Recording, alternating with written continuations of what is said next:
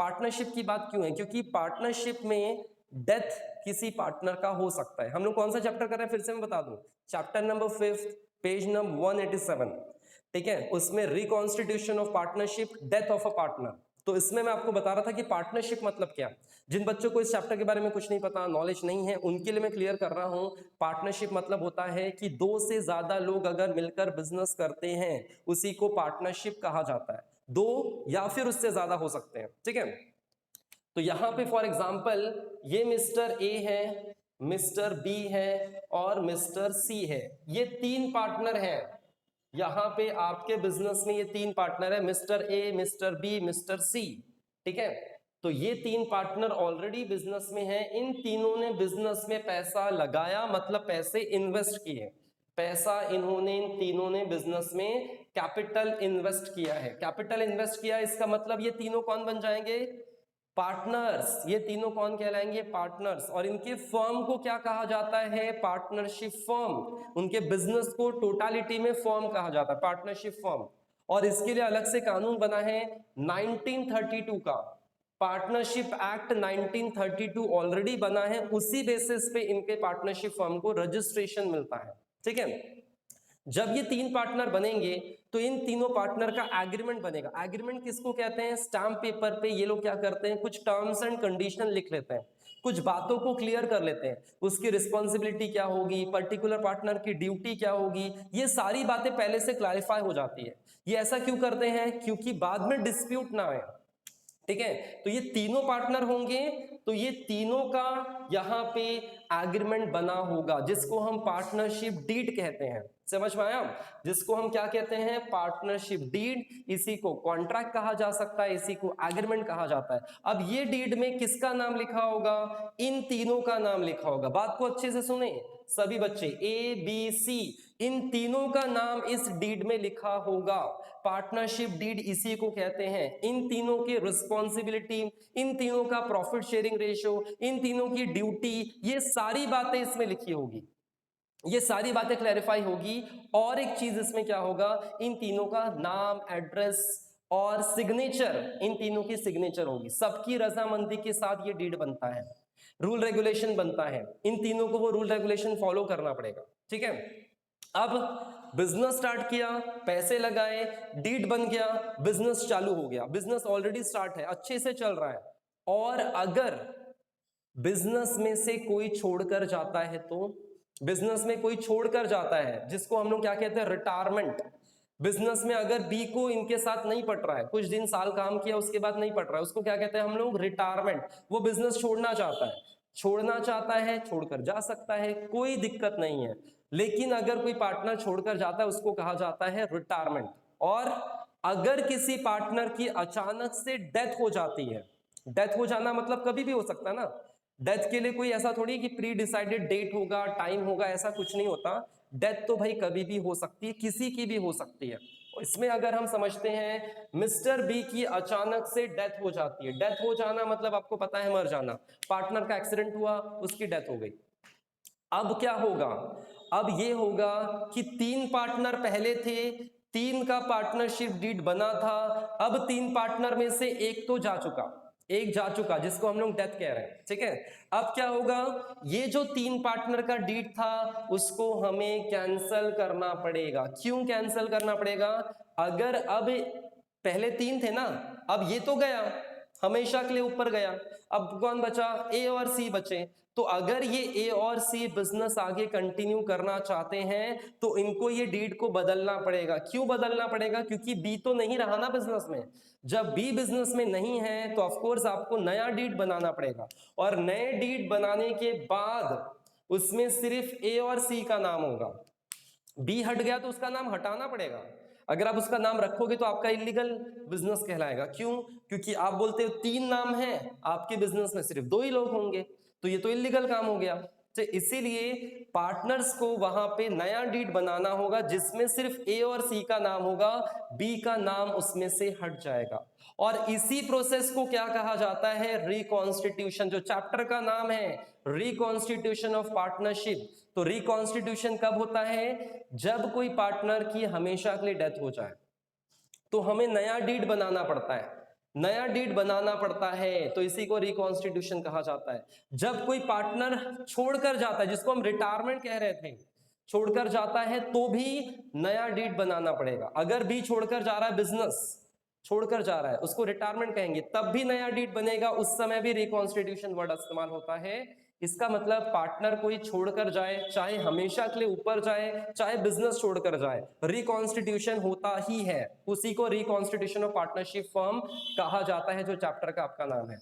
और अगर कोई नया पार्टनर बिजनेस में जुड़ता है, जिसका नाम क्या है, एडमिशन, मतलब अगर 3 पार्टनर है और मिस्टर डी नाम का पार्टनर जुड़ना चाहता है, मिस्टर डी नाम का पार्टनर जुड़ना चाहता है, नया पार्टनर जुड़ना चाहता है, उसको क्या कहा जाता है, admission, admission of a partnership firm.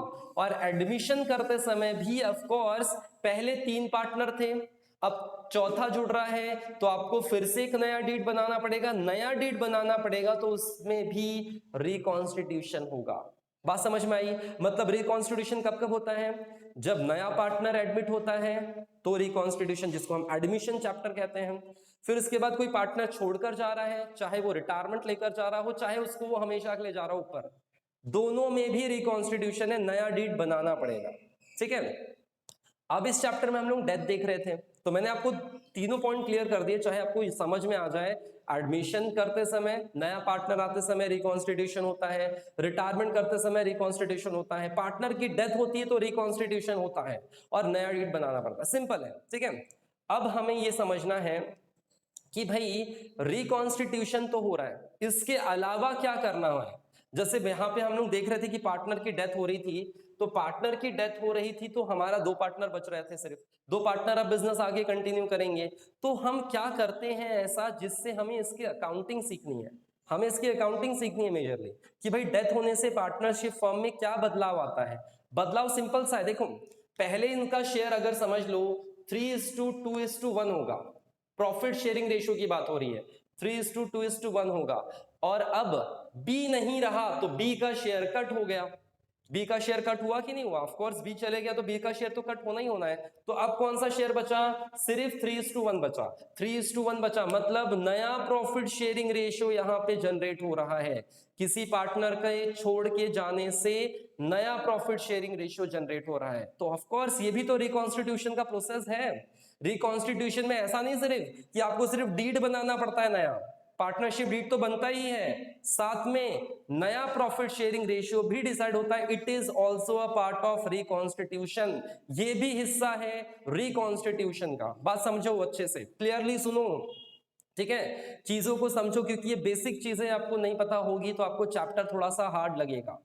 और इसके साथ में क्या करना पड़ता है, मतलब शेयर बदला, प्रॉफिट शेयरिंग रेशियो चेंज हुआ, कभी कभी क्वेश्चन में वो नया शेयरिंग रेशियो देते हैं। जब आपको नया शेयरिंग रेशियो ना दिया जाए तो जो मैंने प्रोसेस किया ना वही करना।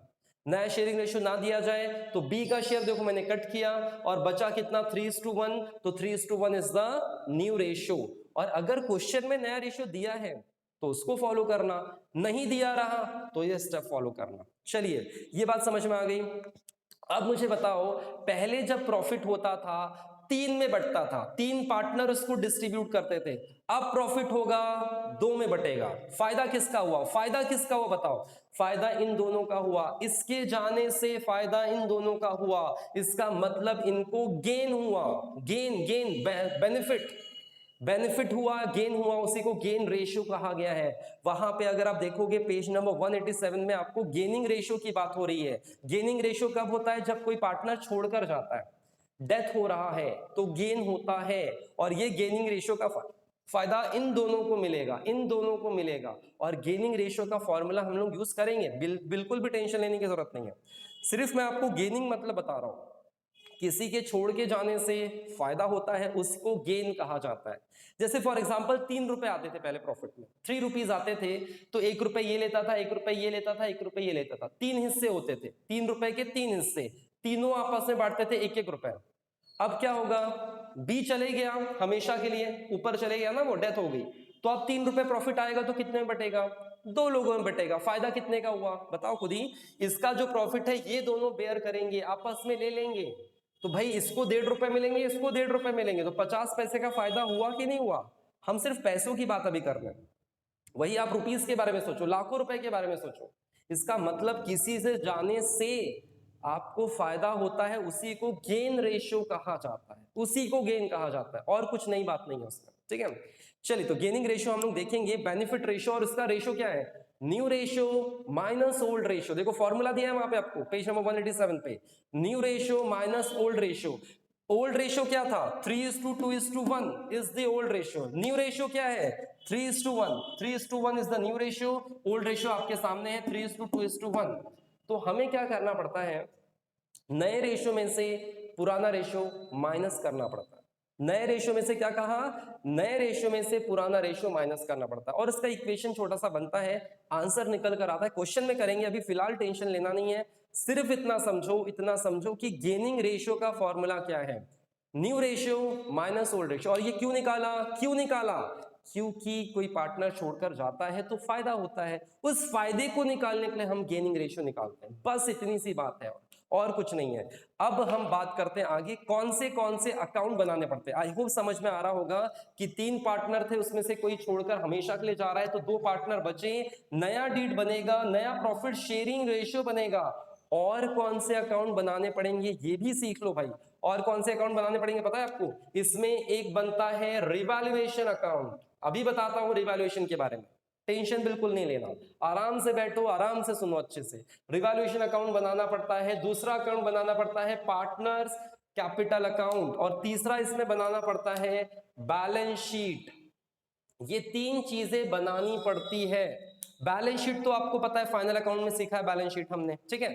पार्टनर्स कैपिटल अकाउंट भी पता है आपको कि कैसे पार्टनर कैपिटल अकाउंट बनाया जाता है। नया आपके लिए, जो नए बच्चे पढ़ रहे हैं अपने यहाँ पे अभी, उनके लिए नया है word revaluation.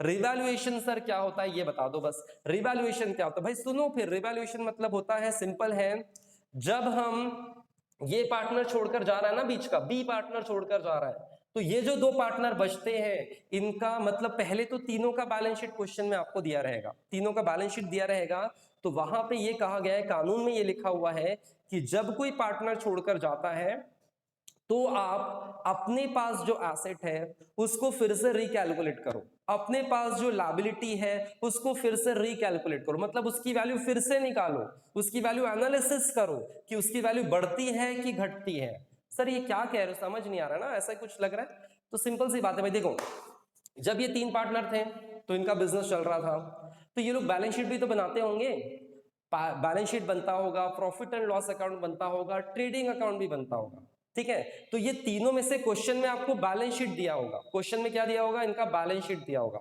For example balance sheet इनका दिया है ए बी सी का, तीनों का नाम होगा, क्योंकि जब वो जिंदा होगा तब का वो बिजनेस का बैलेंस शीट होगा, राइट।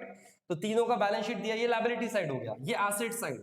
एसेट साइड में आपको दिया होगा फर्नीचर 10,000 रुपए, आपको दिया होगा कंप्यूटर समझ लो 20,000 रुपए, ठीक है, आपको दिया होगा बिल्डिंग समझ लो 12,000 रुपए। इस तरह से कुछ एसेट के नाम आपको यहाँ पे दिए हुए हैं बैलेंस शीट में, एसेट साइड में, ठीक है। और यहाँ पे आपको दिया है क्रेडिटर्स, अच्छे से सुनो, क्रेडिटर्स आपको दिया है समझ लो 10,000 रुपए, राइट। और क्या है इसमें, और कैश और बैंक दिया होगा, बस वो तो नॉमिनल अमाउंट लिख लेते हैं यहाँ पे 10,000 रुपए।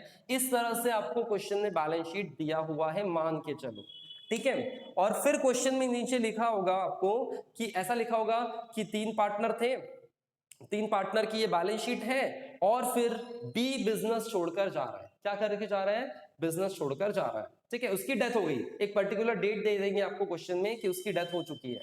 और अब क्या होगा, सुनो अच्छे से देखो, और अब वो बोलेंगे नीचे एडजस्टमेंट दे देंगे, नीचे वो एडजस्टमेंट देंगे, एडजस्टमेंट में ये लिखा होगा कि फर्नीचर की वैल्यू, एडजस्टमेंट में क्या लिखा होगा, फर्नीचर की वैल्यू सिर्फ 5,000 बची है, कंप्यूटर की वैल्यू सिर्फ आपके पास 10,000 बची है। इस तरह से नीचे एडजस्टमेंट में देंगे।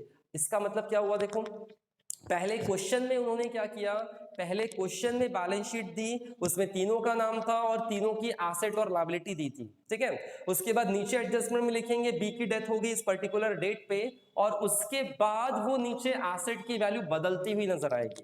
देखो यहाँ पे एसेट की वैल्यू कितनी थी फर्नीचर की, 10,000, नीचे एडजस्टमेंट में बोल रहे हैं 5,000, सुनो, अच्छा नहीं भी दिख रहा होगा तो अच्छे से सुनो। उसके बाद कंप्यूटर बैलेंस शीट में आपको दिया था 20,000 और नीचे बोल रहे हैं कंप्यूटर की वैल्यू बची सिर्फ 10,000। इसका मतलब जब वो पार्टनर चले जाता है ना, हम क्या करते हैं, एसेट को रिकैलकुलेट करते हैं, उसकी वैल्यू फिर से फाइंड आउट करते हैं कि मार्केट कंडीशन के हिसाब से वो एसेट हमारे पास कितने का बचा होगा। आपको कुछ नहीं करना है, ये तो क्वेश्चन में ये सब दिया रहेगा, कैलकुलेट करके आपको पहले से क्वेश्चन में दिया होगा, आपको बस उसके डिफरेंस अमाउंट जो है वो रिवैल्यूएशन में जाने चाहिए। रिवैल्यूएशन की डेफिनेशन वहां पे क्या दी है, देखो सिर्फ मैं बता रहा हूं आपको कि करना क्या है। आपको एसेट में एसेट के नाम और अमाउंट दिए होंगे, नीचे एडजस्टमेंट में एसेट के नाम और अमाउंट दिए होंगे, आपको उन दोनों को कंपेयर करना है और देखना है वैल्यू बढ़ रही है कि कम हो रही है। वैल्यू बढ़ रही होगी तो भी रिवैल्यूएशन में जाएगा, वैल्यू कम हो रही होगी तो भी रिवैल्यूएशन में जाएगा। इसका मतलब क्या है, इसका मतलब सिंपल है, रिवैल्यूएशन का मोटिव क्या है, रिवैल्यूएशन का मोटिव सिर्फ इतना सा है कि आपको एसेट की वैल्यू जो कम ज्यादा होती है उसका डिफरेंस अमाउंट आपको यहाँ पे रिवैल्यूएशन में लिखना है, बस इतना ही करना है और कुछ नहीं करना। अब समझो, एग्जांपल समझो, फर्नीचर कितना दिया था 10,000, नीचे दिया है 5,000, पहले था 10,000, पार्टनर जाने के बाद बचा 5,000, तो कितना कम हुआ बच्चा भी बता सकता है। 10,000 था सर, अभी 5,000 बचा, मतलब 5,000 से वैल्यू एसेट की कम हो गई। 5,000 से वैल्यू अगर एसेट की कम होती है, इसका मतलब आपको रिवैल्यूएशन में कितना लिखना पड़ेगा, 5,000 रुपए। जो डिफरेंस अमाउंट है वो लिखा हमने, पहले था 10, नीचे बचा 5, डिफरेंस कितना आया 5, 5 मैंने यहां पे लिख दिया। सेकंड पॉइंट पढ़ते हैं, कंप्यूटर आपको दिया था 20,000 बैलेंस शीट में, क्वेश्चन में कंप्यूटर आपको 20,000 दिया था, नीचे आपको कंप्यूटर में 10,000 दिया है, पहले था 20 अब हो गया 10, कितना, पहले था 20 अब हो गया 10, कितनी वैल्यू कम हुई, बच्चा भी बता सकता है सर 20 में से 10 गए तो 10 बचेंगे, तो 10,000 आप रिवैल्यूएशन में लिखोगे। बात समझ में आई क्या, रिवैल्यूएशन में क्या लिखना है, डिफरेंस अमाउंट लिखना है। समझ में आया कि नहीं, जो हम एसेट को रिकैलकुलेट करते हैं उसका डिफरेंस अमाउंट आपको रिवैल्यूएशन में लिखना है। इतना सा मकसद है रिवैल्यूएशन ऑफ एसेट और लायबिलिटी का, इतना सा मकसद है बस, और कुछ नहीं है। अब सुनो, फिर से सुनो, लायबिलिटी में क्रेडिटर यहां पे 10,000 दिया है, लायबिलिटी में बैलेंस शीट में क्वेश्चन में क्रेडिटर 10,000 दिया है, और नीचे एडजस्टमेंट में बोल देंगे कि भाई 1,000 उसको नहीं देना है, क्रेडिटर का राइट ऑफ कर दो 1,000 रुपए, राइट ऑफ कर दो। इसका मतलब क्या बोला जा रहा है, क्रेडिटर को 1,000 रुपए नहीं देना है, क्रेडिटर को 1,000 नहीं देना है, तो आपको वो जो 1,000 नहीं देना वो कहां जाएगा, रिवैल्यूएशन में जाएगा। सिंपल सी बात है, और कुछ नहीं है। तो रिवैल्यूएशन का जो मोटिव है वो सिंपल सा है कि जब हम रिवैल्यू करते हैं एसेट को, पार्टनर के मरने के बाद उसको रिवैल्यू किया जाता है, रिवैल्यू करके जो डिफरेंस आता है वो आपको रिवैल्यूएशन में लिखना है बस। और पार्टनर्स कैपिटल अकाउंट में पार्टनर से रिलेटेड फैक्टर्स, उसके इनकम, उसका रिजर्व, ये सब चीजें।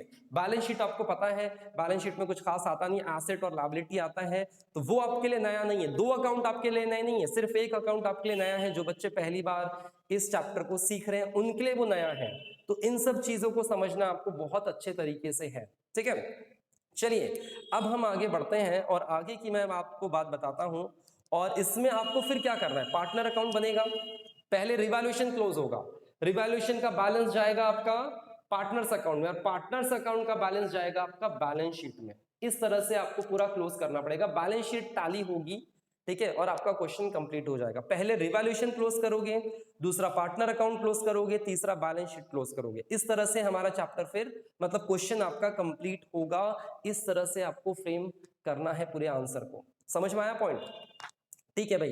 तो इस तरह से है। इसमें एक चीज और सुनो, अब क्या हुआ, इस पार्टनर की डेथ हो गई, इस पार्टनर की डेथ हुई, डेथ की डेट आपको क्वेश्चन में दी जाएगी।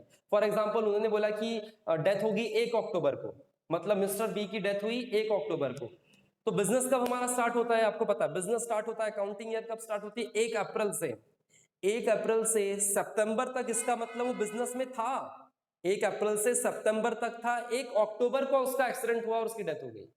इसका मतलब अप्रैल, मई, जून, जुलाई, अगस्त और सितंबर, 6 महीने, 6 महीने वो बिजनेस में था, 1 अक्टूबर को डेथ हुई, तो 6 महीने का प्रॉफिट इसको देना पड़ेगा कि नहीं देना पड़ेगा? ऑफ कोर्स देना पड़ेगा। आप बोलोगे सर देने के लिए कहाँ जाए, ऊपर जाए? नहीं भाई, ऊपर नहीं जाना है आपको। इतने जल्दी क्यों जाओगे? वो तो अचानक से चले गया, एक्सीडेंट हो गया। आपको उसको प्रॉफिट देने के लिए ऊपर नहीं जाना है। उसको प्रॉफिट देना है तो उसके फैमिली मेंबर को देना पड़ेगा। क्या देना पड़ेगा? फैमिली मेंबर को उसको प्रॉफिट देना पड़ेगा। और फैमिली मेंबर को प्रॉफिट देने के लिए हम क्या करेंगे? उसके फैमिली मेंबर मतलब यहां पे वर्ड इस्तेमाल होगा एग्जीक्यूटर। एग्जीक्यूटर वर्ड इस्तेमाल होगा, पार्टनर्स एग्जीक्यूटर। तो एग्जीक्यूटर मतलब क्या है? उसके फैमिली मेंबर। नॉमिनी वर्ड अगर इस्तेमाल होगा फैमिली मेंबर। एडमिनिस्ट्रेटर इस्तेमाल होगा फैमिली मेंबर। इसका मतलब क्वेश्चन में ये है, ये बताने की कोशिश होती है कि भाई जब तक वो बिजनेस में था तब तक का प्रॉफिट, तब तक की सैलरी, तब तक का बेनिफिट उसको दे दो और अपने बिजनेस को फिर से रिकैलकुलेट करो, फिर से रीअरेंज करो। रीअरेंज करने के लिए बोल रहे हैं वो एग्जैक्टली। इस चैप्टर में हम यही सीख रहे हैं कि किसी के जाने से बिजनेस रुकता नहीं है, बिजनेस कंटिन्यू करेंगे, लेकिन इसके जाने की वजह से उसका जो बेनिफिट था उसको हम देंगे, उसका जो बेनिफिट था, फायदा था, उसको हम देंगे। तब तक का बेनिफिट, जब तक वो बिजनेस में था तब तक का बेनिफिट उसको देंगे। और वहां पे किसको देना है? उसको नहीं देना है, उसको नहीं देना जाना है, उसके फैमिली मेंबर को देंगे।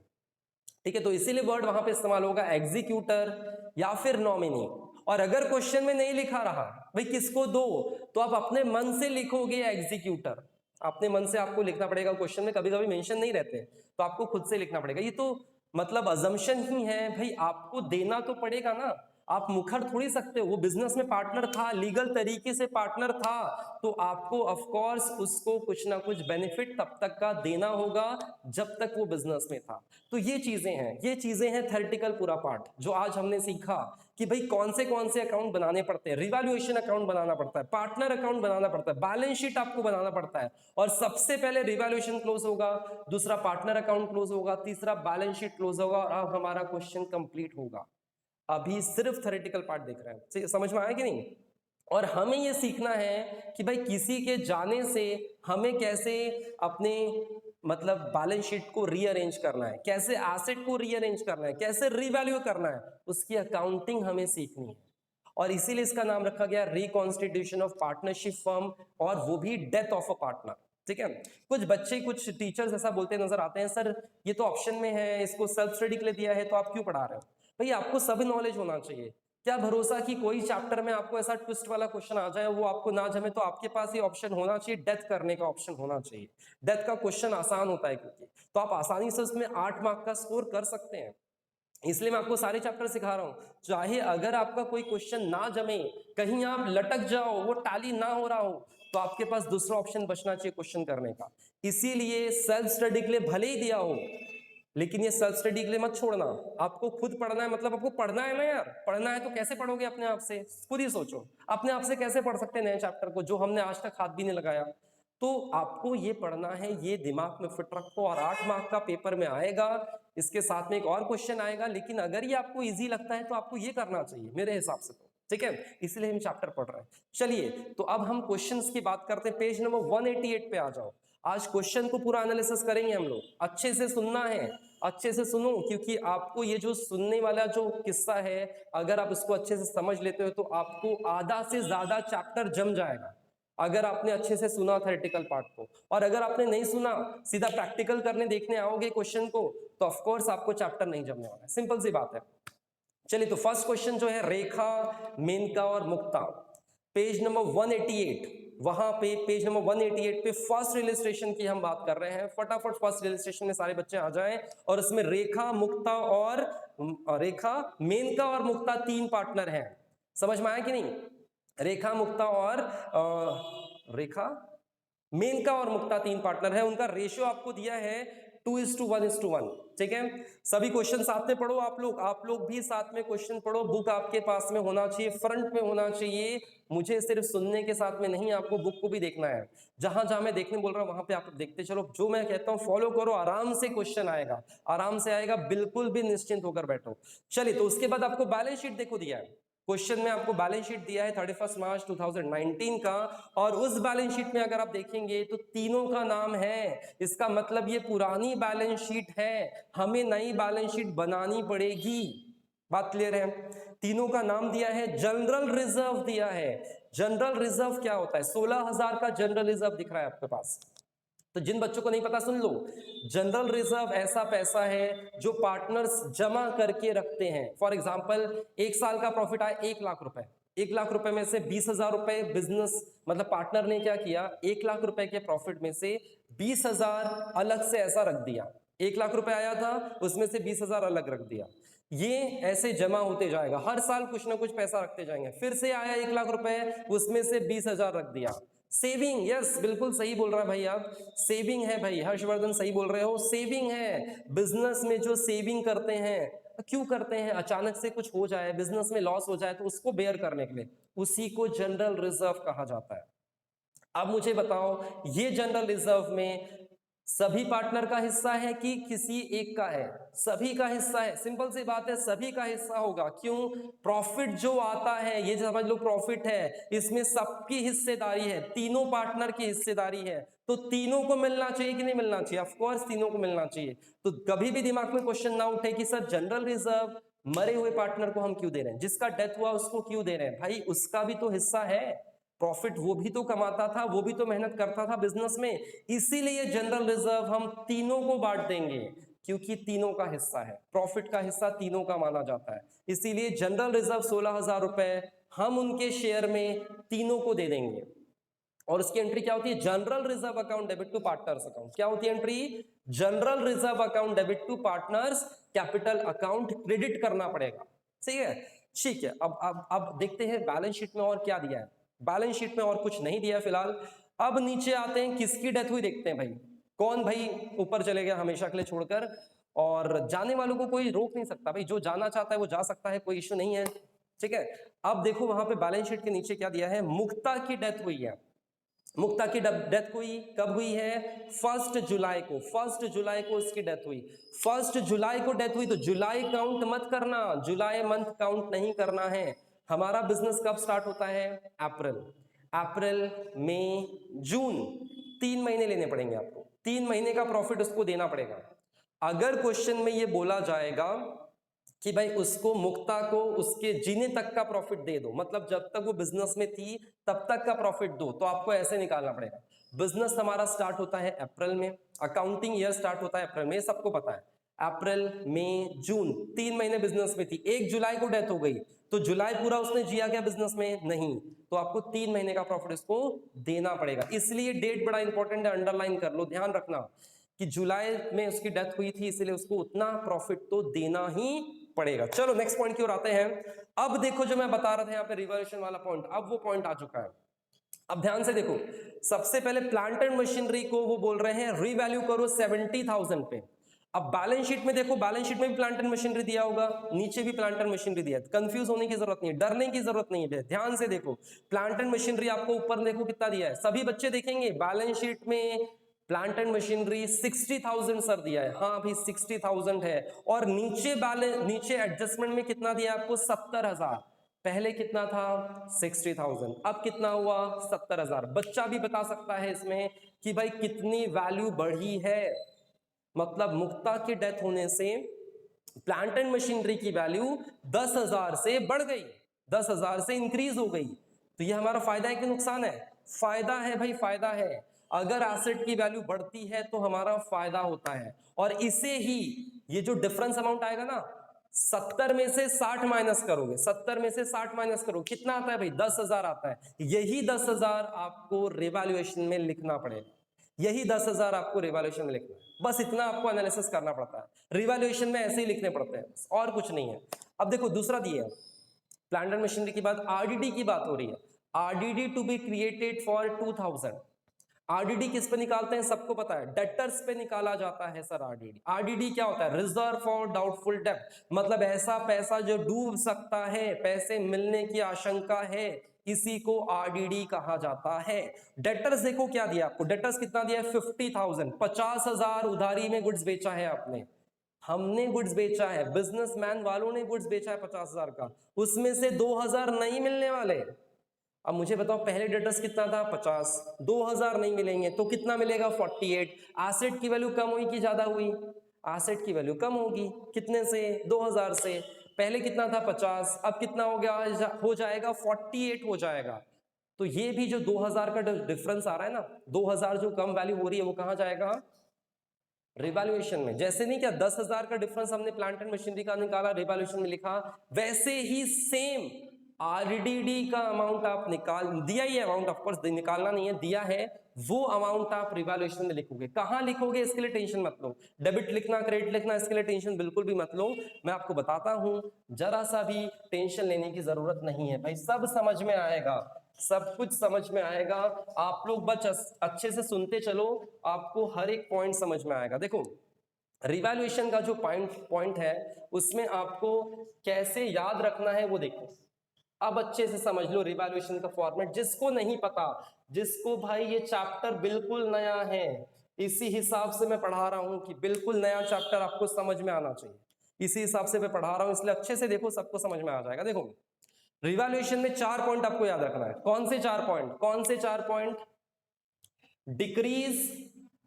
Decrease in value of asset, in value of asset, मतलब जब एसेट की वैल्यू कम होगी तो डेबिट साइड लिखना है। क्या बोला जा रहा है? एसेट की वैल्यू जब रिड्यूस होगी तो डेबिट साइड लिखना है, ठीक है। और increase in value of liability, मतलब जब हमारी लायबिलिटी की वैल्यू इंक्रीज होगी तो आपको डेबिट साइड लिखना है, ठीक है। अभी बताता हूं इसका क्या करना है एग्जैक्टली, इन सब चीजों का क्या मीनिंग है पहले देख लो। और इसी का अपोजिट यहां होता है। यहां पे क्या लिखा? Decrease in value of asset. यहां पे क्या होगा उसका opposite? Increase in value of asset. Increase in value of asset, मतलब जब एसेट की वैल्यू बढ़ेगी तो यहां लिखना, एसेट की वैल्यू घटेगी तो यहां लिखना, ठीक है। लायबिलिटी में क्या लिखा था? Increase in value of liability, जब लायबिलिटी बढ़ेगी तो यहां लिखना, जब लायबिलिटी घटेगी तो यहां लिखेंगे। तो इसका opposite decrease in value of liability. बस भाई ये 4 पॉइंट याद रखोगे, रिवैल्यूएशन आपको जम जाएगा। रिवैल्यूएशन में बस इतनी बातें याद रखनी है। और मेरा शॉर्ट फॉर्म क्या था इसमें? फायदा हुआ तो क्रेडिट और नुकसान हुआ तो डेबिट, ये मेरा शॉर्ट फॉर्म, ये बुकिश लैंग्वेज है जो मैंने आपको बताया, बुक में इतना लिखा है, ऐसा लिखा है। और मैं क्या बताता हूं भाई? फायदा हुआ तो क्रेडिट, नुकसान हुआ तो डेबिट। नुकसान कब होता है बताओ? नुकसान कब होता है? जब एसेट की वैल्यू घट जाती है, और जब लायबिलिटी बढ़ जाती है तो आपका नुकसान है, नुकसान हुआ तो डेबिट, और फायदा हुआ तो क्रेडिट। अब जो हम पॉइंट देख रहे थे प्लांट एंड मशीनरी का, प्लांट एंड मशीनरी पहले कितना था? 60,000, फिर कितना हुआ? 70,000। अब मुझे बताओ फायदा हुआ कि नुकसान हुआ? 60,000 पहले था, 70 हो गया। तो बच्चा भी बता सकता है सर 10,000 से फायदा हो रहा है, 10,000 से वैल्यू बढ़ रही है। और यहां पे पॉइंट क्या लिखा है? डिक्रीज में लिखूं कि इंक्रीज में लिखूं? बोलो बोलो फटाफट बोलो, डिक्रीज में लिखूं कि इंक्रीज में लिखूं? बता दो भाई, सभी लोग बता दो, जल्दी जल्दी मैसेज करो कि कहां लिखना चाहिए। मैंने क्या बताया? Plant and machinery balance sheet में 60 था, अब दिया नीचे एडजस्टमेंट में 70 है, तो वैल्यू इंक्रीज हो रही कि डिक्रीज हो रही है? वैल्यू इंक्रीज हो रही है, इंक्रीज हो रही है तो यहां देखो लिखा है increase in value of asset, इसका मतलब आपको क्रेडिट साइड में लिखना पड़ेगा। राइट बिल्कुल है, increase in value of asset मतलब क्रेडिट साइड में। क्या नाम से? क्या नाम से लिखोगे? प्लांट एंड मशीनरी नाम से, प्लांट एंड मशीनरी नाम से यहां पे लिख दोगे। और 10,000, 10,000 कैसे आया? 70 में से 60 माइनस करोगे तो 10,000 आया। ये जो 10,000 आया वो यहां पे लिखना है प्लांट एंड मशीनरी नाम से। और क्या होती है एंट्री? एंट्री सिंपल सी है, plant and machinery account debit to revaluation account. Entry रटने की जरूरत नहीं है, आराम से देखने से दिख जाता है, plant and machinery account debit to revaluation account. अब सेकंड पॉइंट देखो, आरडीडी वाला पॉइंट था, 2000 से वो डेटर्स की वैल्यू कम करने बोल रहे थे। मुझे बताओ डेटर्स की वैल्यू कम हो रही है तो एसेट की वैल्यू बढ़ रही कि कम हो रही है? कम ऑन, एसेट की वैल्यू बढ़ रही है कि कम हो रही है? आरडीडी निकालते हैं, 50 में से 2000 कम कर रहे हैं, डेटर्स पहले 50 था, 2000 कम करना है तो एसेट की वैल्यू कम हो रही, कहां लिखना चाहिए? एसेट की वैल्यू कम हो रही है, कहां लिखना चाहिए? कम ऑन, आंसर दो, कम ऑन, आप लोगों को पता होना चाहिए। यहां लिखूं कि यहां लिखूं? बोलो भाई बोलो, आरडीडी 2000 रुपए है, डेबिट साइड बिल्कुल सही है आंसर भाई अमित, डेबिट साइड है। आरडीडी मुझे डेबिट लिखना होगा। हाँ भाई बच्चों ने सही बताया है, जो भी बच्चे बोल रहे हैं एकदम सही तरीके से सुन रहे हैं। 2000 रुपए डेबिट साइड लिखना पड़ेगा। इसका मतलब सिंपल है, एसेट की वैल्यू बढ़ी क्रेडिट साइड, एसेट की वैल्यू घटी debit side. Increase decrease in value of asset, increase in value of asset. देखो पॉइंट फिट हो रहा है कि नहीं हो रहा है, समझ लो अच्छे से समझ लो। तो अब देखो क्या लिखा है नेक्स्ट पॉइंट, ये था आपका फर्स्ट पॉइंट। इस तरह से हमें कल क्वेश्चन को करना है। आज तो हम सिर्फ देख रहे हैं, आज तो समझ रहे हैं पॉइंट को सिर्फ, कल हम क्वेश्चन को करने वाले हैं। आज तो पूरा थ्योरेटिकल पार्ट है, इसलिए पहला दिन बड़ा इंपॉर्टेंट होता है चैप्टर का, जिसमें पूरे चैप्टर का निचोड़ रहता है, वो आपको समझना बहुत जरूरी है। फिर तो कल फ्लो में आ जाएंगे धीरे धीरे। एक ही क्वेश्चन करेंगे कल आराम से एकदम प्यार मोहब्बत से, लेकिन अगर आप जुड़ोगे क्लास में करोगे तो समझ आएगा, नहीं करोगे नहीं समझोगे तो समझ नहीं आएगा, सिंपल सी बात है। ठीक है, चलिए नेक्स्ट पॉइंट क्या दिया है, ड्राइंग। मुक्ता का ड्राइंग दिया है 10,000 रुपए। तो पार्टनर्स कैपिटल अकाउंट हम बनाएंगे, एक अकाउंट ये बनता है और एक अकाउंट आपका पार्टनर्स कैपिटल अकाउंट बनता है, ऐसे तीनों का बनेगा, तीनों का आप ड्रॉ करोगे।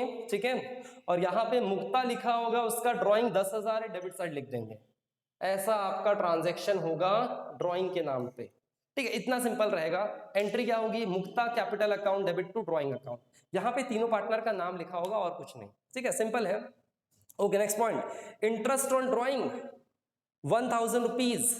इंटरेस्ट ऑन ड्राइंग की बात हो रही है, 1000 रुपीज, मतलब ये इंटरेस्ट ऑन ड्राइंग किसका है, मुक्ता का ही है। तो भाई मुक्ता को ही यहाँ पे डेबिट साइड लिखना पड़ेगा, इंटरेस्ट ऑन ड्राइंग।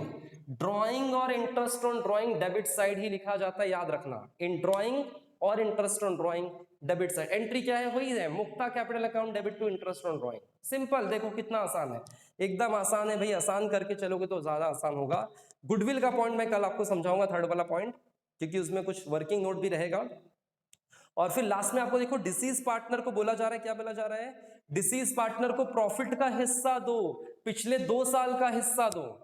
तो मैं बोल रहा था जब तक वो बिजनेस में है तब तक का प्रॉफिट का हिस्सा देना पड़ेगा। ठीक है, तो वही बात वहां पे लिखा है, वो हम देंगे, वो कल करेंगे सारा पॉइंट। लेकिन कुछ बेसिक पॉइंट आप आज आपको क्लियर हो गया। क्वेश्चन तो हमने आधे से ज्यादा डिस्कस कर लिया, बस 1-2 पॉइंट बचा जिसमें वर्किंग नोट वगैरह रहेगा, वो कल हम कवर करेंगे। इस क्वेश्चन को कल बहुत अच्छे से करने वाले हैं। आप लोगों को बस इतनी रिक्वेस्ट है, आप लोग कल टाइम पे जुड़ जाएं, और अभी स्टार्टिंग के कुछ दिन हैं उसको मिस ना करें। अगर आपको चैप्टर सीखना है, स्टार्टिंग के दिन को अगर मिस किया तो आपको चैप्टर नहीं आएगा। इसलिए स्टार्टिंग के 10 दिन बड़े इंपॉर्टेंट है नए चैप्टर में। भले उसके बाद 1-2 दिन की छुट्टी ले लेना चलेगा, लेकिन अभी छुट्टी ना लें प्लीज, अभी छुट्टी ना लें, नहीं तो चैप्टर में आपको नहीं पढ़ा पाऊंगा, आपको मैं नहीं सिखा पाऊंगा चैप्टर भाई, सिंपल सी बात है। इसीलिए कल जरूर मिलो, क्वेश्चन को करते हैं, समझते हैं बहुत अच्छे तरीके से, और आपको बिल्कुल भी समझ में आएगा, मैं आपको सही बता रहा हूं। अगर आपने अच्छे से सुन लिया ना, सिर्फ अच्छे से, आपको जरूर समझ में आएगा, ये पक्की गारंटी है। ठीक है, कल हम 9:30 बजे अकाउंट्स में फिर से मिल रहे हैं। थ्योरी की क्लास कल आपकी इकोनॉमिक्स की होगी, कल इकोनॉमिक्स को जुड़ेंगे 8:30 बजे और अकाउंट्स में जुड़ेंगे 9:15 बजे। ठीक है, चलिए तो भाई कल मिलते हैं, तब तक ले एंजॉय करिए, खुश रहिए और आबाद रहिए। मिलते हैं कल, तब तक ले जय हिंद, बाय बाय।